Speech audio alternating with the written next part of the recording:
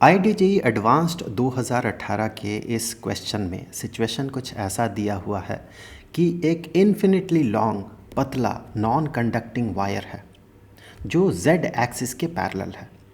ये वायर आपको यहाँ पर दिख रहा है ब्लू कलर से, और चूंकि ये इन्फिनिटली लॉन्ग है इसीलिए यहाँ पर ट्रांसपेरेंट कलर से इसे थोड़ा ऊपर नीचे आगे बढ़ा दिया गया।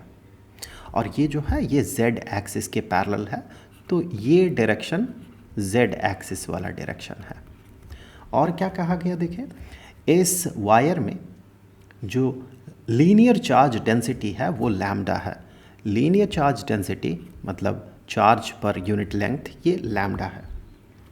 It pierces a thin non conducting, ध्यान रखिए ये नॉन कंडक्टिंग स्फेरिकल शेल, तो ये जो स्फेरिकल शेल है इसे पेनेट्रेट करके पियर्स करके ये वायर बाहर निकला है कुछ इस तरह से कि ये जो आर्क पी क्यू है ये 120 डिग्री का एंगल बना रहा है सेंटर के साथ। So this is the centre of the sphere. इसके साथ ये जो आर्क पी क्यू है, दैट मीन ये दिस पॉइंट इज पी, ये पॉइंट पी है और ये पॉइंट क्यू है, और ये 120 डिग्री का एंगल बना रहा है विद द सेंटर। सो ये सेंटर ओ है, यहाँ पर 120 डिग्री का एंगल बन रहा है। किस जगह पे? इस जगह पे 120 डिग्री का एंगल बन रहा है। So this angle is 120 degree, this one. So और साथ ही साथ कहा गया radius of this spherical shell is R, capital R. तो यहाँ से लेके यहाँ तक ये जो डिस्टेंस होगा that distance is capital R. और क्या कहा गया है कि जैसे फिगर में दिया गया है, और कहा गया है कि permittivity of the free space is epsilon naught. ठीक है, which of the following statements are true. मतलब यहाँ से यहाँ एक से ज़्यादा भी स्टेटमेंट सही हो सकता है, लेकिन स्टेटमेंट कहाँ है, चलिए स्टेटमेंट भी देख लेते हैं। यहाँ पर स्टेटमेंट ए और सी को देखें तो स्टेटमेंट कहता है कि the electric flux through the shell is something this amount, ये इलेक्ट्रिक फ्लक्स इतना है।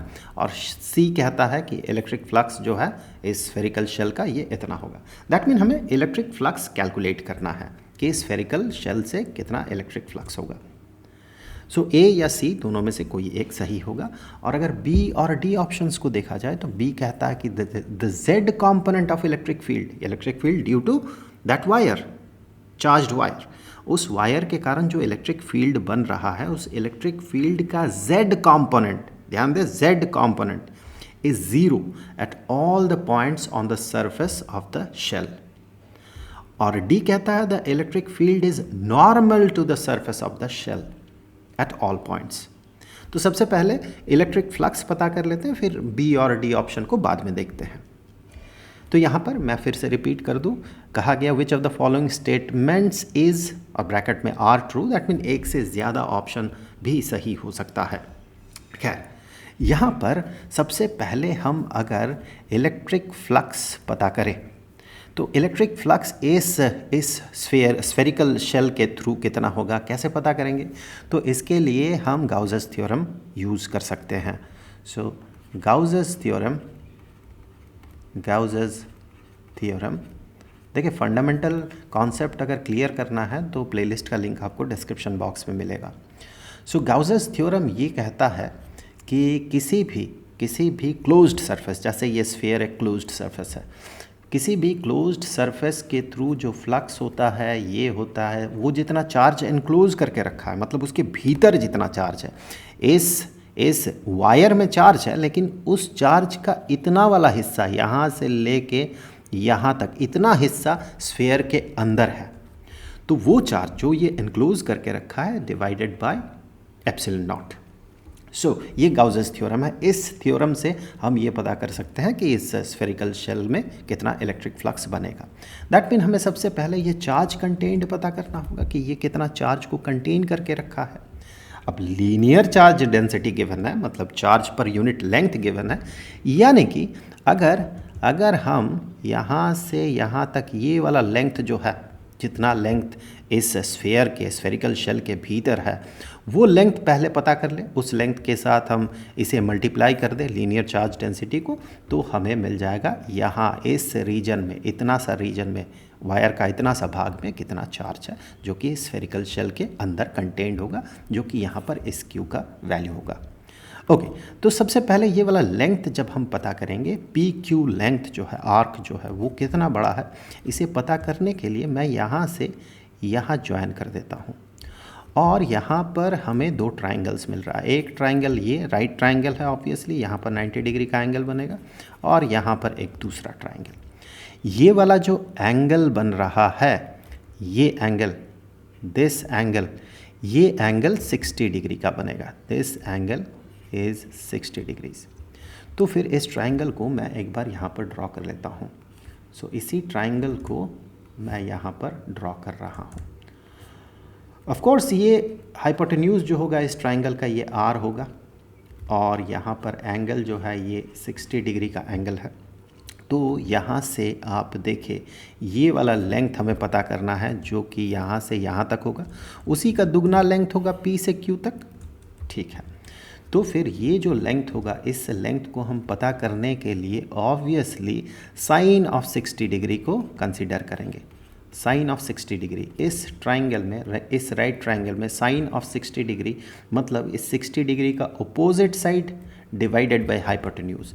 इस अपोजिट साइड का लेंथ को L मान लेते हैं, so that L divided by R। Okay, then हम कह सकते हैं L is equal to R into sine of 60 degree, that mean R into sine of 60 degree is √3/2।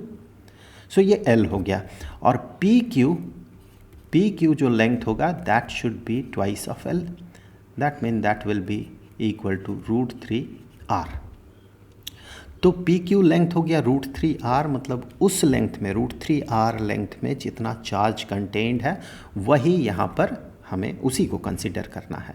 So that charge content, charge enclosed is equal to of course the length into linear charge density, because linear charge density is equal to charge divided by length होता है, that mean charge is equal to linear charge density into length, उस charged wire का length। तो उस हिसाब से देखा जाए तो charge contained will be linear charge density into the length। आप इसे ऐसे लिख सकते हैं √3 into lambda into r। Okay, तो ये charge contained हो गया। then flux is equal to Gauss's theorem से charge content is √3 lambda R divided by epsilon naught. So √3 lambda R divided by epsilon naught, ये हो जाएगा इसका फ्लक्स इस स्फेरिकल शेल का। So √3 r lambda divided by epsilon naught. So A और C में से देखा जाए तो ऑप्शन A सही है, और ऑप्शन C जो है ये गलत ऑप्शन है। अब हमें देखना है कि इलेक्ट्रिक फील्ड जो बन रहा है, इलेक्ट्रिक फील्ड जो शेल के सरफेस में बनेगा, क्या उसका Z कंपोनेंट हर जगह पे 0 होगा? क्या ये सही है? या फिर इलेक्ट्रिक फील्ड सरफेस पे नॉर्मल हो जाएगा? B और D ऑप्शन में से। ठीक है, जब इस चीज़ को हमें देखना है, ऑब्जर्व करना है, तो हम क्या करते हैं, सबसे पहले इस पार्ट को हम यहाँ से हटा लेते हैं, थोड़ा सा जगह मिल जाएगा हमें, और इसी सिचुएशन को एक बार मैं फिर से यहाँ पर ड्रॉ कर लेता हूँ कि इलेक्ट्रिक फील्ड लाइंस जो है वो यहाँ पर कैसा बनेगा। तो अगर मैं यहाँ से एक सर्कल, इमेजिनरी सर्कल ऐसे बनाता हूँ जिसके सेंटर से ये रॉड पार हुआ है, नॉर्मली पार हुआ है, इस सर्कल पे नॉर्मल है ये रॉड और उसके सेंटर से पार हो रहा है, इस सेंटर से, सर्कल के सेंटर से पार हो रहा है, तो यहाँ पर जो फील्ड लाइंस बनेगा, इस जगह पे जो फील्ड लाइंस बनेगा, वो फील्ड लाइंस कुछ ऐसा बनेगा, इस सर्कल के सरफेस पे रहेगा, ऐसे इस सर्कल के सरफेस में कुछ ऐसा रहेगा। तो आप गौर से देखें कि इलेक्ट्रिक फील्ड जो बनता है रेडियली आउटवर्ड होगा, सिलेंड्रिकल सिमेट्री फॉलो करेगा, इस तरह से ये बाहर निकलेगा, और इन इलेक्ट्रिक फील्ड लाइंस का या इलेक्ट्रिक फील्ड का जो Z कंपोनेंट होगा, इस इलेक्ट्रिक फील्ड का जो Z कंपोनेंट, चलिए E सब Z कर देता हूँ, इलेक्ट्रिक फील्ड का जो z कंपोनेंट होगा वो 0 होगा, क्योंकि z एक्सिस इस पे नॉर्मल है, z एक्सिस ऊपर की तरफ है देखें, और यहाँ पर ये z कंपोनेंट ऑब्वियसली 0 बन रहा है। ये सिर्फ इस वायर के कारण, अभी तक हमने शेल का इफेक्ट उस इलेक्ट्रिक फील्ड में क्या होगा अभी तक हमने उस पर चर्चा नहीं किया है। खैर, अभी हम देखेंगे यहाँ से जो इलेक्ट्रिक फील्ड लाइन निकल रहा है, क्या सरफेस उसे जो कि नॉर्मली अगर निकल रहा है, हम कहेंगे अगर कुछ न रहता, सिर्फ ये वायर रहता, तो इलेक्ट्रिक फील्ड लाइन इस तरह से बाहर निकलता। ये जो सरफेस को लाया गया, स्फेरिकल शेल जो है, उसे जब लाया गया तो उसका सरफेस क्या इसे इस तरह से मॉडिफाई कर देगा, मोड़ देगा? अगर मोड़ देगा तो फिर z कंपोनेंट 0 नहीं होगा at the surface of this shell. क्या ये मोड़ेगा? चलिए दो सिचुएशन कंसिडर करते हैं कि पहला तो अगर ये स्फेरिकल शेल मेटालिक होता तो, जबकि मेटालिक है नहीं, ये नॉन कंडक्टिंग है, it pierces a thin non conducting spherical shell. पहले मान लेते हैं अगर मेटालिक होता तो क्या होता, फिर हम देखेंगे कि नॉन मेटालिक होगा तो क्या होगा। तो इसी सरफेस को, यहाँ पर जो शेल है उसके सरफेस को मैं यहाँ पर ड्रॉ कर लेता हूँ।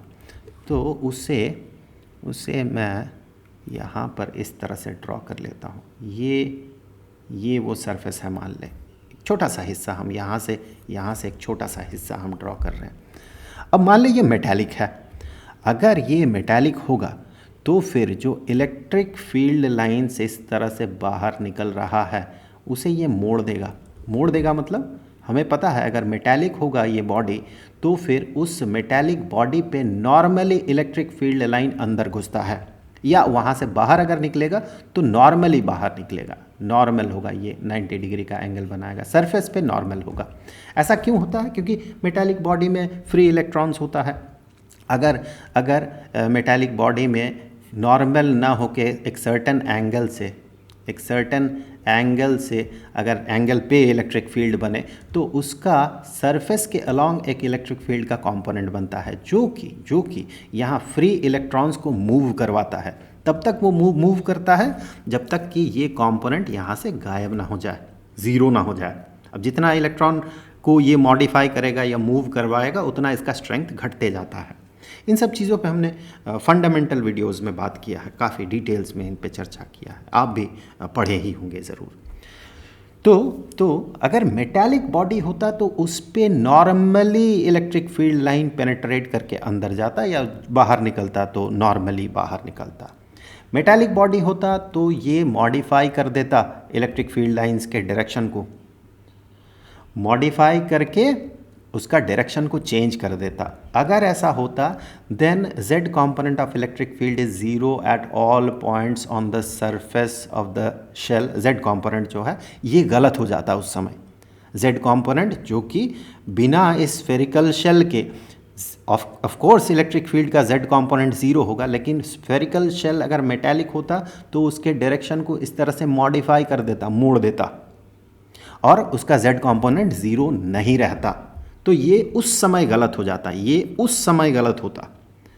और the electric field is normal to the surface of the shell at all points, ये तब सही होता जब ये जो शेल है ये मेटालिक होता, कंडक्टिंग बॉडी होता, ये तब सही होता।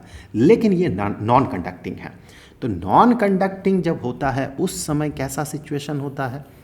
उस समय फिर से हम मान लेते हैं कि ये जो है सरफेस का एक छोटा सा हिस्सा हम देख रहे हैं यहाँ पर, और electric field line without the existence of this one, वो तो सीधा जाता है ऐसे, ये इलेक्ट्रिक फील्ड लाइन ऐसे सीधा जाता। अभी तक सरफेस को इंट्रोड्यूस नहीं किया, अब हम सरफेस को इंट्रोड्यूस कर रहे हैं।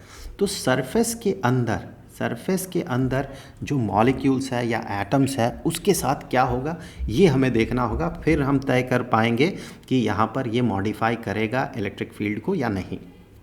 तो यहाँ पर अगर एक छोटा सा हिस्सा है, बहुत छोटा सा हिस्सा, उसे कंसिडर करते हैं, लेट से एक एटम या मॉलिक्यूल है यहाँ पर। ऑफ कोर्स इसमें जितना पॉजिटिव चार्ज है उतना ही नेगेटिव चार्ज है, और इलेक्ट्रिक फील्ड लाइन जो है, इलेक्ट्रिक फील्ड लाइन लेट से कि इस तरह से इलेक्ट्रिक फील्ड लाइन पार हुआ है या इलेक्ट्रिक फील्ड का डायरेक्शन ऐसा है। तो फिर ये क्या करेगा, ये इलेक्ट्रिक फील्ड क्या करेगा, जो इलेक्ट्रॉन्स है उन इलेक्ट्रॉन्स को इस डायरेक्शन में या इलेक्ट्रॉन डेंसिटी को इस डायरेक्शन में अट्रैक्ट करेगा, नेगेटिव चार्ज को इस डायरेक्शन में अट्रैक्ट करेगा। और जो पॉजिटिव चार्ज होगा, ऑब्वियसली पॉजिटिव चार्ज का इन्फ्लुएंस इसके उल्टे तरफ बन जाएगा, इस तरफ बन जाएगा। हेंस इसके भीतर एक इलेक्ट्रिक फील्ड बनेगा।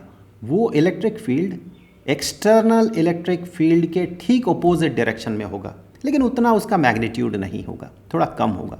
तो इस रीजन में एक्सटर्नल इलेक्ट्रिक फील्ड का इफेक्ट को ये घटाएगा, लेकिन अंदर बना electric field external electric field के एंटी पैरेलल होने के कारण, डायरेक्शन ऑपोजिट, जस्ट ऑपोजिट होने के कारण रिजल्टेंट इलेक्ट्रिक फील्ड के डायरेक्शन को वो चेंज नहीं करेगा, भले ही उसका जो स्ट्रेंथ है उस स्ट्रेंथ को वो घटा देगा। जो एक्सटर्नल इलेक्ट्रिक फील्ड ई बन रहा था, यहाँ पर इस रीजन में नॉन कंडक्टिंग मटेरियल के भीतर इलेक्ट्रिक फील्ड का स्ट्रेंथ भले ही घट जाएगा, क्योंकि उसका ऑपोजिट, ठीक ऑपोजिट डायरेक्शन में अंदर इलेक्ट्रिक फील्ड बन रहा है, लेकिन एक्सटर्नल इलेक्ट्रिक फील्ड के डायरेक्शन को वो चेंज नहीं करेगा, इस तरह से उसे मोड़ नहीं देगा, बल्कि वो अगर इतना स्ट्रेंथ का था तो थोड़ा सा उसका स्ट्रेंथ अंदर घटा देगा। तो डायरेक्शन इसका चेंज नहीं हो रहा है। नॉन मेटेलिक बॉडी से बना हुआ स्फेरिकल शेल के अंदर जो एटम्स या मॉलिक्यूल्स है वो इलेक्ट्रिक फील्ड के डायरेक्शन को चेंज नहीं कर रहा, भले ही इस रीजन में वो उसके स्ट्रेंथ को थोड़ा घटा दे। तो यहाँ पर इस केस में जो इलेक्ट्रिक फील्ड का डायरेक्शन जो था वो चेंज नहीं होने के कारण Z कंपोनेंट इलेक्ट्रिक फील्ड का ज़ीरो ही रह जाएगा। ड्यू टू दिस वायर जो इलेक्ट्रिक फील्ड बन रहा है उसका Z कंपोनेंट ज़ीरो ही रह जाएगा अलोंग या फिर across the surface of this spherical shell. कहीं भी आप कंसीडर करें, डायरेक्शन को ये मॉडिफाई नहीं करेगा।